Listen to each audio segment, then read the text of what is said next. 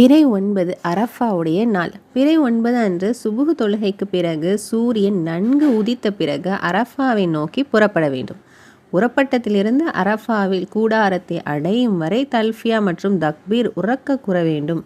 தக்பீரை இப்படி சொல்லுங்க: அல்லாஹு அக்பர், அல்லாஹு அக்பர், அல்லாஹு அக்பர், லா இலாஹ இல்லல்லாஹு, அல்லாஹு அக்பர், அல்லாஹு அக்பர், வலில்லாஹில் ஹம்து.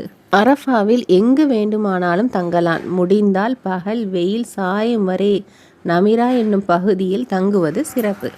சூரியன் மறையும் வரை அரஃபாவில் தங்கியிருக்க வேண்டும். லுஹர் மற்றும் அசர் தொழுகைகளை லுஹர் தொழுகையின் நேரத்தில் 2 ரக்காத்துகளாக தொழ வேண்டும். முடிந்த அளவு நமிரா பள்ளிவாசலில் நடைபெறும் ஜமாத்துடன் இந்த 2 தொழுகைகளை நிறைவேற்ற முயற்சி செய்ய வேண்டும்.